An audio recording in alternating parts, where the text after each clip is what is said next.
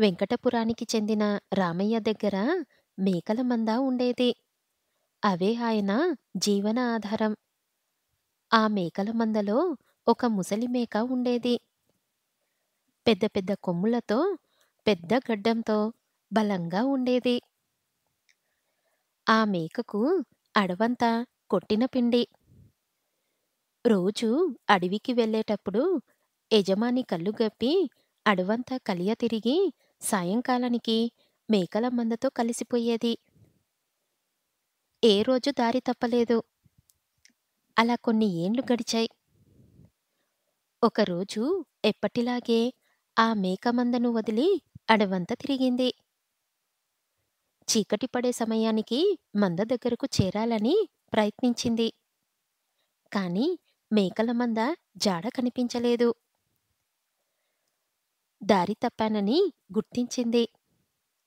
బాగా రాత్రి అయ్యింది. లాభం లేదు. ఈ రాత్రికి ఇక్కడే ఎక్కడో తల దాచుకొని ఉదయాన్నే మందను చేరుకోవాలని అనుకుంది. తల దాచుకోవటానికి మంచి చోటు వెతుక్కుంటూ ఒక పెద్ద గుహను చేరింది. అడవిలో ఇన్ని ఏండ్లుగా తిరుగుతున్నా ఎప్పుడూ ఆ గుహను చూడలేదు. అడవిలో నాకు తెలియని ప్రదేశాలు చాలా ఉన్నాయి. ఇంతకాలం అడవంత తెలుసని అనుకున్నాను. ఇప్పుడు చిక్కుల్లో పడ్డాను అనుకుంది మేక. అది సింహం గుహ. ఒక సింహం అందులో చాలా ఏండ్లుగా నివసిస్తుంది. అలికిడి విన్న సింహం గుహల నుంచి బయటకు వచ్చింది. సింహాన్ని చూసిన మేక గజగజ వణికిపోయింది. కాని తన భయాన్ని బయటకు కనబడనీయలేదు. ఎలాగైనా ఈ ఆపద నుంచి గట్టెక్కాలనుకుంది. ఆలోచనలకు పదును పెట్టింది. మేకను చూసిన సింహం తన గుహ వైపు కన్నెత్తి చూడటానికే జంతువులు భయపడతాయి. ఇది ఏకంగా నా ముందుకే వచ్చి నిల్చుంది. ఇదేదో వేరే అడవి జీవిలా ఉంది అనుకుంటూ, ఎవరు నీవు? నా గుహలోకి ఎందుకు వచ్చావు? అంటూ గంభీరంగా మేకను ప్రశ్నించింది. మేక భయపడకుండా తన శక్తిని కూడదీసుకొని, మాది మేకల సామ్రాజ్యం. నేను దానికి సర్వసైన్యాధిపతిని. మా రాజు, సైన్యం ఈ అడవిలోనే ఉన్నారు.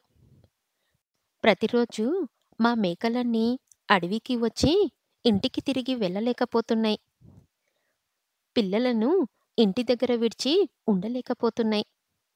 అందుకే సంచార జీవితం వదిలి అడవిలో స్థిర నివాసం ఏర్పరచుకోవాలని అనుకున్నాం. నీ గుహ అందుకు అనువైనదని మా రాజుగారి అభిప్రాయం. నిన్ను తీసుకురమ్మని నన్ను పంపారు.